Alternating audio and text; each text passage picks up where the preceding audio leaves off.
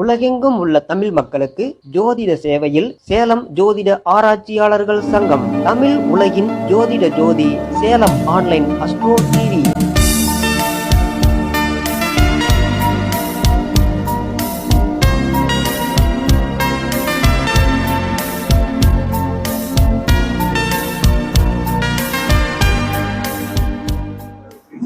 அனைவருக்கும் வணக்கம். சேலம் ஜோதிட ஆராய்ச்சி சங்கத்தினுடைய சேலம் ஆன்லைன் அஸ்ட்ரோ டிவியின் 19வது மாதாந்திர கருத்தரங்கு நிகழ்ச்சி இனிதே துவங்கி சிறப்பாக நடைபெற்று கொண்டிருக்கிறது. அடுத்ததாக நமது சேலத்தினுடைய ஜோதிட திலகம் ஆனந்தி அம்மா அவர்களை மேடைக்கு அழைக்கிறோம். கோமதி அவர்களையும் மேடைக்கு அழைக்கிறோம்.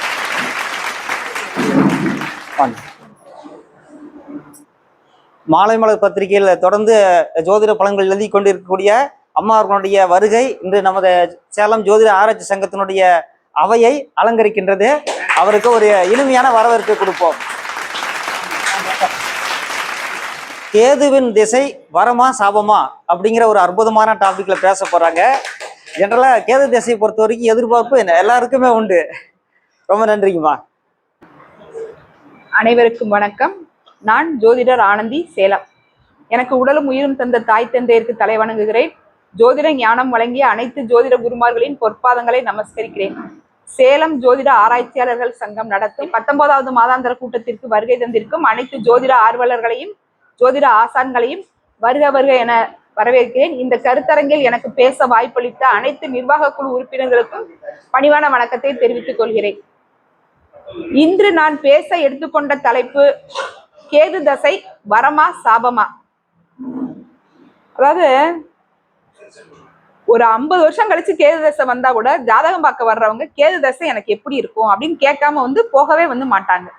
இல்ல சும்மா இருந்தா கூட கேது தசை வராதவங்க கூட யாருக்காவது வரக்கூடிய கேது தசையை பத்தி கேட்டுட்டு போவாங்க.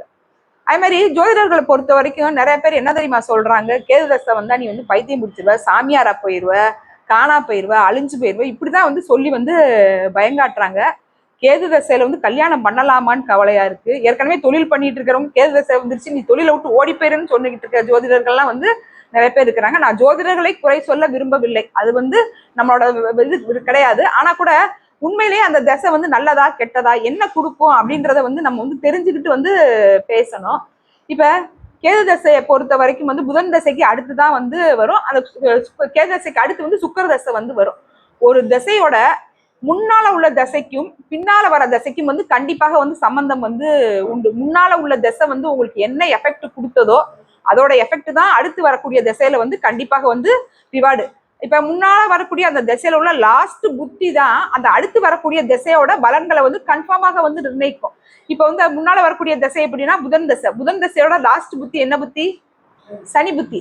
அப்ப ஒருத்தவங்களோட ஜாதகத்துல சனி புத்தி, அதாவது புதன் தசையில சனி புத்தி நல்லா இருந்தால் அவங்களுக்கு கண்டிப்பாக கேது தசை வரமாகத்தான் இருக்கும். அதே மாதிரி அவங்க ஜாதகத்துல சுக்கிரன் நல்லாக வலுவாக இருந்தால், சுக்கிரன் நல்லா வலுவாக இருந்து அந்த சுக்கிரன் தசை அவங்களுக்கு பயன்படுத்தக்கூடிய தசையாக இருந்தால் கண்டிப்பாக கேது தசை அவங்களுக்கு வரமாகத்தான் இருக்கும். இப்ப இன்னொரு கருத்து என்ன அப்படின்னு கேட்டீங்கன்னா, 12ல கேது இருந்தா அவங்களுக்கு மோட்சம் அப்படின்னு சொல்றாங்க. 12ல கேது இருந்து தனித்த கேது இருக்கிறது இருக்கு, 4-5 கிரகம் கூட சேர்ந்து இருக்குது. எனக்கு தெரிஞ்சு 12ல கேது இருக்கிற ஒருத்தர் பெருசா சம்பாதிக்கவே இல்ல. ஏன்னா அவருக்கு போய் எங்கேயோ போய் ஜாதகம் பார்த்துருக்காங்க. உடனே என்ன தெரியுமா சொல்லியிருக்கிறாரு, இவருக்கு மறுபிறவி கிடையாது, அதனால இவர் சம்பாதிக்க மாட்டாரு அப்படின்னு சொல்லியிருக்கிறாங்க. நான் அதுக்கு என்ன சொன்னேன், நீங்க ஜாதகம் பாக்குறீங்க பார்க்கலாம், அதெல்லாம் ரெண்டாவது விஷயம். அவர் இந்த பிறவியில அவர் எப்படி வாழ்ந்துகிட்டு இருக்காரு, அவருக்கு மோட்சம் கிடைக்குமா கிடைக்காதான்றத அவரோட நடத்தை மூலமாவே நம்ம ஜாதகத்தை பார்க்காமலே சொல்ல முடியும். அவர் எல்லார்கிட்டையும் ஒரு உதவி வாங்கிக்கிட்டு இப்படி வாழ்றாரு. அப்ப அவர் வாங்கின அந்த பணத்தை திரும்ப அவர் கொடுக்கணும். யார்கிட்ட என்ன உதவி பெற்றாரோ அந்த உதவியை அவர் திரும்ப செலுத்தாமல் அவருக்கு அந்த பிறவி முடியுமா? முடியாது. சரி, இப்படி நம்ம அவங்களுக்கு ஒரு நடவடிக்கையை வச்சு அவங்களுக்கு அடுத்த பிறவி உண்டா இல்லையான்றதையும் நம்ம சொல்லிடலாம். சரி இருக்கட்டும். நான் 1962வது வருஷம், அதாவது 21/9/1962 8:30 PM மேட்டூர்ல பிறந்த ஒரு ஜாதகத்தை நான் பார்த்தேன். அவர் மேச லக்னங்க. 3ஆம் இடத்துல அவருக்கு செவ்வாய் சந்திரன் மாந்திங்க. 4ஆம் இடத்துல வந்து ராகுங்க. 6ஆம் இடத்துல வந்து சூரியன் புதன்ங்க. 7ஆம் இடத்துல வந்து சுக்கிரன். 10ஆம் இடத்துல வந்து சனி கேது.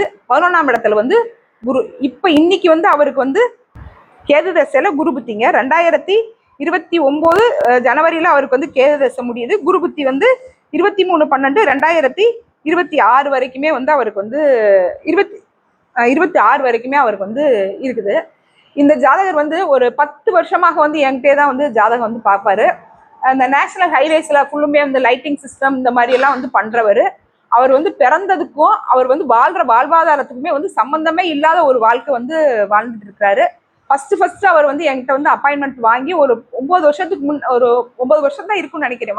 வந்து வரும்போது அவர் யாருன்னே வந்து தெரியாதுங்க. சார் நீங்க வந்து 10 நாள் கழிச்சு வந்து ஜாதகம் பார்க்க வாங்க அப்படின்னு வந்து நான் வந்து சொன்னேன்.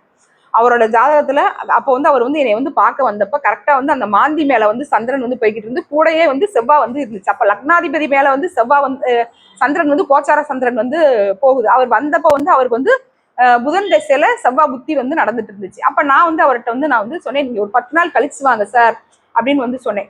அவர் வந்து 10 நாள் கழிச்சு திரும்ப அவருக்கு வந்து அப்பாயின்மெண்ட் வாங்கினார். அப்பயும் நான் வந்து என்னடா இது 10 நாள் கழிச்சு நம்ம வர சொல்லியிருக்கோம்னு சொல்லி அவர் திரும்ப ஒரு அப்பாயின்மெண்ட் வாங்குறாரு. அவர் வர முடியாது, அவருக்கு வந்து ஹெல்த் ப்ராப்ளம் வருமே, ஏதாவது ஒரு அறுவை சிகிச்சை நடக்கும், இல்லைன்னா ஒரு விபத்து நடக்கணுமே அப்படின்னு வந்து எனக்கு ஒரு ஆச்சரியம். சரி வாங்கினாருன்னு சொல்லி டைம் வந்து கொடுத்தாச்சு. ஆனா அவர் வந்து வரல. ஏன்னா வரலன்னு உடனே நான் வந்து எனக்கு ஒரு மனசுல வந்து நம்ம நினைச்சது மாதிரி ஏதோ ஒரு அசௌகரியம் நடந்துச்சு அப்படின்னு இது வரைக்கும் அவர்கிட்ட வந்து ரொம்ப பெருசாலாம் வந்து பேசுனதும் கிடையாது, பழக்கமும் கிடையாது. நான் அப்ப அவருக்கு வந்து ஃபோன் பண்ணி நான் வந்து கேட்கிறேன். கேட்டோடனே அவர் வந்து அவங்க வீட்டுல வந்து அவங்க மருமகை வந்து ஃபோன் எடுத்துட்டு இந்த மாதிரி அவருக்கு வந்து கிளம்புனாரு, ஹார்ட் அட்டாக் வந்துடுச்சு, நாங்க வந்து இப்போ வந்து சர்ஜரிக்காக ஹாஸ்பிட்டல் வந்து அட்மிட் பண்ணியிருக்கோம் அப்படின்னு வந்து சொன்னேன். அவர் வந்து நான் சொல்ற ஒவ்வொரு விஷயத்திலையும் வந்து ரொம்ப ரொம்ப நம்புவாரு. மாசம் அவருக்கு வந்து நான் வந்து ஒரு ஸ்டேட்மெண்ட் ரெடி பண்ணி அனுப்புவேன். அவரோட ஜாதகத்துப்படி அவருக்கு இந்த மாசத்துல எந்தெந்த நாட்கள் வந்து நல்ல நாட்களா இருக்கு, புதிய விஷயங்களை வந்து அந்த மாசங்கள்ல வந்து செய்யலாமா செய்யமா கூடாதுன்னு வந்து நான் சொல்லாம அவர் வந்து எந்த விஷயத்தையுமே வந்து செய்ய மாட்டாரு. அப்ப அவருக்கு வந்து கேது தசை வந்து வந்தது. அப்ப கேது தசை வந்த உடனே நான் வந்து அவர்கிட்ட நான் வந்து கேட்டேன். அவர் வந்து என்கிட்ட வந்து கேட்டாரு. நான் வந்து நிறைய பேர்கிட்ட போய் எனக்கு வந்து மனசு கேட்காம நான் இப்ப ஜாதகம் பார்த்துட்டே வர்றேன், நான் கேது தசையில வந்து பைத்தியக்காரன் ஆயிடுவேன், நான் செத்து போயிடுவேன், சாமியாரா போயிடுவேன், உலகத்திலே இல்லாம போயிடுவேன், என் தொழில் பூரா அழிஞ்சு போயிடும் அப்படின்னு வந்து சொல்லியிருக்கிறாங்க. அப்ப நான் வந்து சொன்னேன், அவர் வந்து கேட்ட அன்னைக்கு வந்து அவருக்கு வந்து குரு மேல வந்து சந்திரன் வந்து போயிட்டு இருந்துச்சு. அவருக்கு வந்து 11ல வந்து குரு வந்து சந்திரன் வந்து போயிட்டு இருந்ததுனால நான் என்ன சொன்னேன், சார் அப்போ வந்து கோச்சார சனி கூட வந்து அந்த குரு கூட வந்து டிராவல் பண்ணிக்கிட்டு இருக்காரு. அப்ப சனிக்கு குருவுக்கு சம்மந்தம் வரப்ப அவங்க வந்து கடனாளி ஆகலாங்களா, இல்ல ஓடி போவாங்களா, அவங்க வாழ்க்கையில அவங்க பட்ட கடனெல்லாம் வந்து தீரும் அப்படின்னு வந்து நான் வந்து சொன்னேன். இன்னொன்று வந்து ஏன்னா அவர் வந்து புதன் தசையில நிறைய வந்து கடன் பட்டுட்டாரு. அவருக்கு வந்து 6 குடையவனோட அந்த புதன் தசையில நிறைய வந்து கடன் பட்டுட்டாரு. ஆனா நான் வந்து ஆணித்தரமா வந்து அவர் வந்து கெட்டு போக மாட்டாரு, அவர் வாழ்க்கையில வந்து பெரிய லெவல்ல வந்து முன்னேற்றம் அடையும் அப்படின்னு சொன்னதுக்கு ஒரு காரணம் இருக்குது.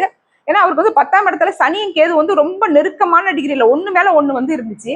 அதே மாதிரி இன்னொரு விஷயம் என்னன்னு கேட்டீங்கன்னா, இப்ப ஐயா கூட பேசும்போது சொன்னார், அவருக்கு வந்து லக்னத்தை வந்து அதாவது 10ஆம் இடத்தை வந்து செவ்வாய் வந்து 8ஆம் பார்வையால வந்து பார்த்தது.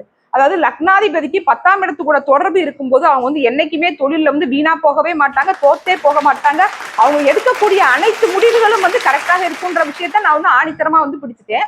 அதே மாதிரி இப்ப சனியும் கேதுவும் நெருக்கமா இருந்ததுன்னா அப்ப சனி தன்னோட பலனை வந்து சேர்த்துதான் வந்து கேதுவுக்கு வந்து கொடுப்பாரு. அப்ப எல்லாரும் வந்து பிளைண்டா வந்து கேது வந்து உங்களுக்கு வந்து சந்திரன் சாரம், அப்ப நீங்க கண்டிப்பா வந்து பைத்தியம் ஆயிருவீங்க, இல்லைன்னா மனநோயாக ஏதாவது ஒரு ஆஸ்பத்திரியில வந்து வைத்தியம் பண்ணுவீங்க அப்படின்னு நிறைய பேர் வந்து பலன் வந்து சொல்லியிருக்கிறாங்க. இப்ப இந்த இடத்துல வந்து அதாவது எப்பயுமே வந்து சனி கொடுக்கக்கூடிய யோகங்கள்லயே வந்து மிகச்சிறந்த யோகமாக கருதப்படுகிறது வந்து சசமகா யோகம், சசயோகம். அதாவது சனி வந்து 1, 4, 7, 10 இந்த இடங்கள்ல ஆட்சி உச்சம் பெற்று இருந்தால் அந்த ஜாதகர் வந்து வாழ்க்கையில வந்து மிகப்பெரிய ஏழ்மையான நிலையில் பிறந்தால் கூட தொழில் மூலமாக வாழ்க்கையில் மிகப்பெரிய உன்னத நிலையை வந்து அடைவார். இது வந்து ஜோதிட விதி. இந்த விதியை வந்து நான் வந்து இங்க வந்து நல்லா வந்து யோசிச்சு ஆணித்தரமா வந்து பார்த்தேன். அவர் வந்து சனி திசையில தான் தன்னோட வாழ்க்கையில வந்து மிகப்பெரிய லெவல்ல வந்து வளர வந்து ஆரம்பிச்சிருக்காரு. அவரோட வாழ்க்கையில அவர் எடுக்கக்கூடிய எந்த முடிவுகளுமே வந்து தோக்கல. அப்படி ஏதாவது ஒரு விஷயம் வந்து அவருக்கு வந்து தோற்ற மாதிரி வந்தால் கூட கடைசி நேரத்துல வந்து ஆபத்து வாய்ந்தவனாக யாராவது ஒருத்தர் வந்து அவங்களை வந்து காப்பாற்றிட்டு இருக்காங்க. அப்ப இப்ப நிறைய பேர் வந்து இந்த சனி தசையில வந்து கேது தசையில வந்து நீங்க வந்து அழிஞ்சு போயிருவீங்கன்னு வந்து சொன்னதுக்கு நான் இங்க சனியையும் கூட சேர்ந்து இருக்கிறதுனால லக்னாதிபதி செவ்வாய் வந்து தன்னோட 8ஆம் பார்வையால பாக்குறதுனால சார் சில அசௌகரியங்கள் வரும். 8ஆம் பார்வைங்கிறது வந்து விபத்து பார்வை, சில அசௌகரியங்கள் வந்து வரும். ஆனா இந்த 2.5-3 வருஷத்துல நீங்க கண்டிப்பாக தொழில ஏற்பட்ட அனைத்து கடனையும் அடைச்சு புதிய வாய்ப்புகள் வந்து கிடைக்கும் அப்படின்னு வந்து சொன்னேன்.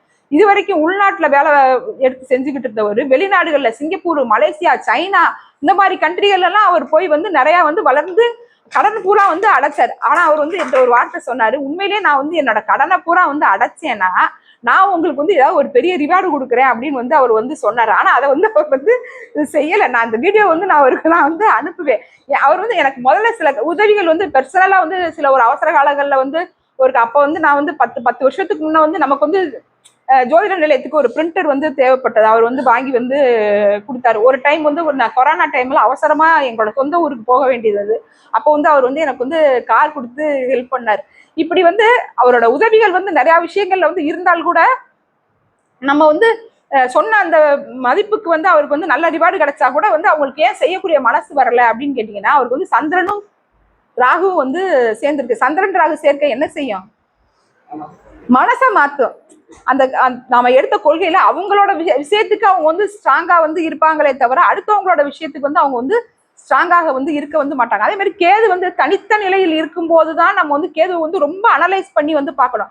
ஒரு கிரகம் வந்து ஒரு தசை நடத்துற கிரகத்துக்கு வந்து எந்த கிரகங்களோட பார்வை இருக்குது, அது கூட எந்த கிரகங்கள் வந்து சேர்ந்து இருக்குது, இது எல்லாமே சேர்ந்துதான் அந்த கிரகத்தோட பலனை வந்து தீர்மானிக்குது. அதே மாதிரி நான் முன்னையே வந்து சொன்ன மாதிரி அப்ப முன்ன நடக்கக்கூடிய அந்த திசையோட கடைசி புத்தியும் அடுத்து வரக்கூடிய திசையும் வந்து அவருக்கு எப்படி இருக்குது அப்படின்றதான் வந்து நம்ம வந்து ஆணித்தரமா வச்சு நம்ம வந்து பேசணும். இப்ப அதே மாதிரி இப்ப கேது திசையில வந்து கல்யாணம் பண்ணலாமா? இப்ப 7ஆம் இடத்துல கேது இருக்கிறவங்களுக்கு பாருங்க, கண்டிப்பாக கேது திசையில சுக்கிர புத்தியில தான் வந்து கல்யாணம் வந்து கண்டிப்பா வந்து நடக்கும். அந்த ஜாதகத்துல எவ்வளவு ஒரு குறைபாடுகள் இருந்தால் கூட அடுத்து புதன் திசையில வந்து கல்யாணம் நடக்கலன்னு வர்றவங்ககிட்ட எல்லாம் கேது திசையில சுக்கிர புத்தியில கல்யாணம் நடக்கும்னு சொல்லுங்க, அவங்க நம்பவே மாட்டாங்க. எங்க புதன் திசையிலே கல்யாணம் நடக்கல, எப்படிங்க கேது திசையில வந்து கல்யாணம் நடக்கும் அப்படிம்பாங்க. நல்லா கவனிச்சு பாருங்க. 7ஆம் இடத்துல கேது இருந்தால், 7ஆம் இடத்து கூட கேது சம்பந்தப்பட்டால், 7ஆம் அதிபதிக்கு கேது சம்பந்தப்பட்டால் கண்டிப்பாக கேது திசையில திருமணம் ஆணித்தரமாக நடக்கும் அப்படின்றத நம்ம வந்து எழுதியே வந்து கொடுக்கலாம். சரி, அதே மாதிரி இப்ப வந்து கேது திசையில புதிதாக வந்து தொழில் துவங்கலாமா? அதாவது ஞானத்தை கொடுக்கிறவர் வந்து கேது பகவான்.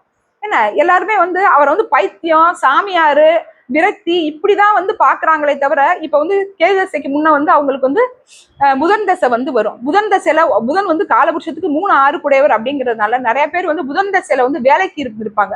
அந்த வேலைக்கு இருந்துக்கிறவங்களுக்கு தன்னோட அனுபவங்கள் வந்து பல மடங்கு வந்து பலன் கொடுத்து கேது தசையில தான் அவங்க வந்து தொழில் பண்ணணும்ன்ற ஞானம் வரும். அந்த பெற்ற அனுபவங்கள் வந்து கேது தசையில தான் வந்து வெளிப்பட வந்து ஆரம்பிக்கும். அப்ப கேது தசை வந்து கெடுதல் செய்யக்கூடிய திசை அப்படின்னு வந்து நம்ம வந்து பார்க்க வேண்டிய அவசியமே இல்லை. அது பெற்ற சாரம், அதை பார்த்த கிரகங்கள், இதுவெல்லாம் வந்து அவங்களுக்கு வந்து என்ன நிலையில வந்து இருக்குது, இப்படி வந்து நம்ம வந்து சீர்தூக்கி வந்து பார்த்து பலன் சொல்லும் போது நம்ம வந்து பல நிலைகள்ல வந்து வாடிக்கையாளரை வந்து வெற்றி அடைய செய்ய முடியும் அப்படின்றது வந்து என்னோட தாழ்வான கருத்து. அதே மாதிரி 12ல வந்து கேது இருந்தா கண்டிப்பாக வந்து அவங்க வந்து அடுத்த பிறவி கிடையாது அப்படின்றத வந்து தயவு செய்து எல்லா ஜோதிடர்களுக்கும் உள்ள தாழ்மையான கோரிக்கை என்ன அப்படின்னு கேட்டீங்கன்னா, அவங்க வந்து எனக்கு வந்து அடுத்த பிறவி கிடையாதுன்ற அந்த ஒரு, அதாவது நான் இவ்வளவு சொத்து சேர்த்து வச்சிட்டேன், எனக்கு வந்து அடுத்த பிறவி கிடையாதுன்னா நான் எப்படி என்னோட சொத்தெல்லாம் நான் திரும்ப வந்து நான் வந்து அனுபவிக்கிறது அப்படின்ற பயத்துக்கு வந்து போயிடுறாங்க. அது மாதிரி நிறைய பேர் வந்து படுக்கையா கடந்து சாகுவாங்க அப்படின்லாம் வந்து பயங்காட்டுறாங்க. அப்படி வந்து கிடையாது. எல்லாமே வந்து நம்ம ஜாதகத்தில் உள்ள பூர்வ புண்ணிய ஸ்தானத்தை பொறுத்துதான். 1 5 9 வந்து வலிமையாக இருக்கு அப்படின்னா அவங்களுக்கு வந்து கண்டிப்பாக வந்து பெரிய பாதிப்புகள் வந்து கேது திசையில வந்து வராது.